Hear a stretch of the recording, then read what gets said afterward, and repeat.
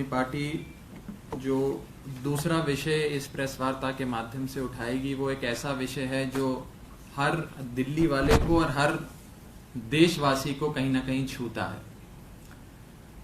सबसे पहले आम आदमी पार्टी अपनी ओर से और दिल्ली की जनता की ओर से दिल्ली के लोकप्रिय मुख्यमंत्री अरविंद केजरीवाल जी को तहे दिल से बहुत बहुत शुक्रिया अदा कहेगी, क्योंकि उन्होंने दिल्ली वालों के लिए एक बेहद बेहतरीन तोहफा राखी के त्योहार से पहले दिया है, और वो है डीजल के दाम में 8.36 की छूट।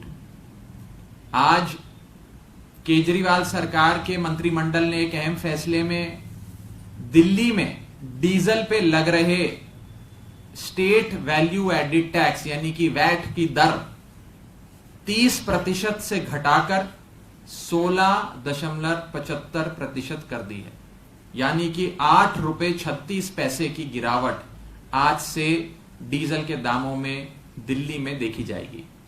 इसके लिए हम केजरीवाल जी को बहुत बहुत शुक्रिया अदा कहते हैं। कोई पढ़ा लिखा नेक ईमानदार जिसके पास असली डिग्री हो वही नेता ये बात समझ सकता है कि डीजल जो है वो भारतीय अर्थव्यवस्था की रीढ़ की हड्डी है। Diesel is the life blood of Indian economy, it is the driver of Indian economy. और दिल्ली में आर्थिक चक्का चले, जो रोजगार ठप हो गए वो रोजगार शुरू हो, कारखाने बंद हो गए वो कारखाने फिर से शुरू हो, लोगों को रोजगार मिले और आर्थिक गतिविधियां दिल्ली में फिर से बढ़ें। उसके मद्देनजर एक रामबाण जो अरविंद केजरीवाल जी ने चलाया है डीजल के दामों को कम करने का, वो आने वाले समय में भारतीय अर्थव्यवस्था और दिल्ली की अर्थव्यवस्था में मील का पत्थर साबित होगा। इसी के साथ साथ यह कहना अति आवश्यक है कि केंद्र में बैठी भारतीय जनता पार्टी की सरकार ने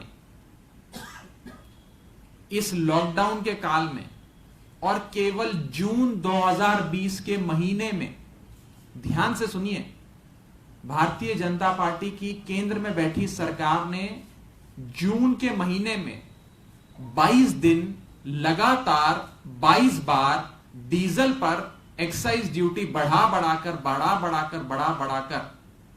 डीजल के दाम इतने बढ़ा दिए कि आजाद भारत के इतिहास में पहली बार डीजल पेट्रोल से महंगा हो गया। 7 जून से लेकर 29 जून 2020 यानी कि 22 दिन, 7 जून 2020 से लेकर 29 जून 2020, ये 22 दिन 22 बार यानी कि रोजाना केंद्र में बैठी भाजपा सरकार ने डीजल के दाम बढ़ाए, और उसके चलते डीजल में केवल जून के महीने में 11 रुपए भाव बढ़ाया और पेट्रोल में 9 रुपए भाव बढ़ाया, केवल जून के महीने में। जहां एक तरफ केजरीवाल सरकार डीजल के दाम कम करके आर्थिक चक्का चलाने का प्रयास कर रही है, वहां इकलौते अकेले जून के महीने में केंद्र में बैठी सरकार ने दाम इतनी बार बढ़ा दिए। और भाजपा शासित राज्य सरकारों की तो क्या कहें, भाजपा शासित राज्य सरकारों के यदि आंकड़े आप उठाकर देखें तो आज उन राज्यों में डीजल और पेट्रोल पे लगने वाला राज्य कर यानी कि वैट आसमान छू रहा है। आज हम इस मंच से भारतीय जनता पार्टी से यह मांग करते हैं कि जैसे केजरीवाल सरकार ने दिल्ली में डीजल के दाम घटाकर 8.36 की छूट दिल्ली वालों को दी है, अपनी जेब खोलकर, अपने सरकारी खजाने खोलकर जनता पे वो दौलत लुटाई है, आज केंद्र में बैठी सरकार भी एक नई सोच के साथ कोशिश करे कि जून के महीने में जो केंद्र में बैठी सरकार ने पाप किया और 22 बार पाप किया, वो पापों का प्रायश्चित करे और 22 बार जून के महीने में लगातार 22 दिन जो डीजल और पेट्रोल पे एक्साइज ड्यूटी बढ़ाई, उसे वापस लिया जाए। यह हमारी स्पष्ट मांग केंद्र में बैठी भाजपा सरकार से है। मैं आपको बताना चाहूंगा कि यदि केंद्र में बैठी सरकार चाहे तो आज भी वो 2014 में जो डीजल पेट्रोल के दाम थे उन दामों पे जा सकती है। भारत के अंदर डीजल और पेट्रोल जिस दाम पे बिकता है वो सीधे सीधे अंतर्राष्ट्रीय बाजार में कच्चे तेल के भाव क्या चल रहे हैं उससे लिंक्ड है। यदि अंतर्राष्ट्रीय बाजार में कच्चे तेल के दाम बढ़ते हैं तो भारत में डीजल पेट्रोल के दाम बढ़ते हैं। अगर अंतर्राष्ट्रीय बाजार में कच्चे तेल के दाम घटते हैं तो भारत देश के अंदर डीजल पेट्रोल की घरेलू खपत के लिए दाम घटते हैं। तो आज मैं ये बताना चाहूंगा आप सबको कि 2014 में जब मोदी जी की सरकार बनी थी प्रचंड बहुमत की, तब अंतर्राष्ट्रीय बाजार में कच्चे तेल के भाव $112 प्रति बैरल के हिसाब से थे। आज वो दाम $112 से घटकर $40 प्रति बैरल आ गए हैं, यानी कि 112 से घटकर मात्र 40। तो केंद्र में बैठी सरकार अगर चाहे तो आप सबको खूब छूट दे सकती है। मैं आपको यह भी बताना चाहूंगा कि जब 2014 में केंद्र में बैठी मोदी सरकार में आई थी, ऑफिस संभाला था, उस समय डीजल 55 रुपए का इस देश में बिका करता था, 55 रुपए प्रति लीटर। मैं मई 2014 की बात कर रहा हूं जब मोदी जी ने शपथ लेकर प्रधानमंत्री का पद संभाला था और केंद्र में प्रचंड बहुमत की भाजपा सरकार बनी थी। तब डीजल कितने रुपए पे बिकता था? 55 रुपए प्रति लीटर। और आज डीजल क्या भाव बिक रहा है? 80 रुपए प्रति लीटर। पूरे देश भर में कम से कम 80 का औसत बनती नजर आती, यानी कि 55 से 80 हो गया। 25 रुपए बढ़ गए एक्साइज ड्यूटी के, केवल और केवल 2014 से लेकर 2020 में केंद्र सरकार द्वारा। यदि आज वो 2014 के भाव भी वापस लाना चाहें, जो आराम से ला सकते हैं, तो भाजपा को कम से कम हमारी कैलकुलेशन के हिसाब से 24 रुपए पेट्रोल के दाम कम करने चाहिए और 28 रुपए डीजल के दाम कम करने चाहिए। आज हम इस मन से यह मांग करते हैं कि केंद्र में बैठी भाजपा सरकार पेट्रोल के दाम 24 रुपए प्रति लीटर से कम करे और डीजल के दाम 28 रुपए प्रति लीटर से कम करके दिखाए।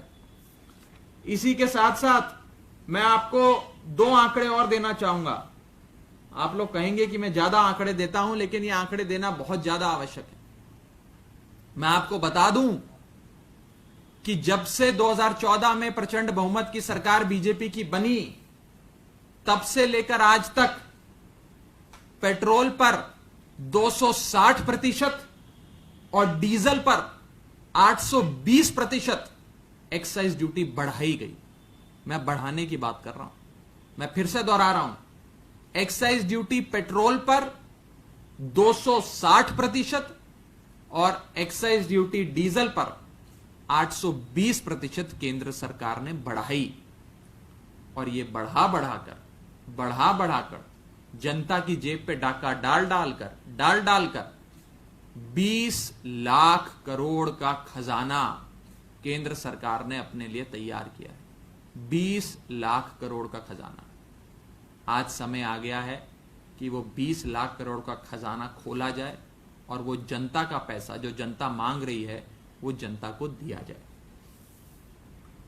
अंत में बस इतना ही कहेंगे कि यदि केंद्र में बैठी भाजपा सरकार केजरीवाल सरकार से सीख लेते हुए दाम बढ़ाएगी, जैसा कि हमने बताया कि डीजल पे 24 रुपए, डीजल पे 28 रुपए और पेट्रोल पे 24 रुपए दाम घटाया जा सकता है, तो हम और दिल्ली की जनता, देश की जनता उसका स्वागत करेगी।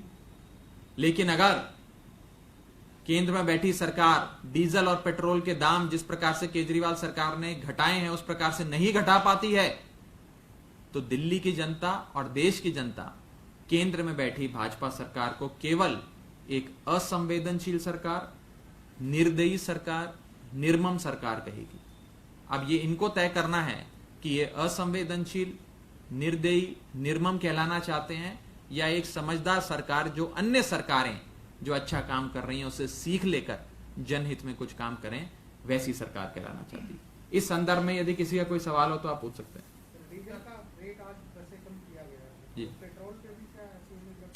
देखिए, मैंने अपने वक्तव्य में एक बड़ी जरूरी बात कही।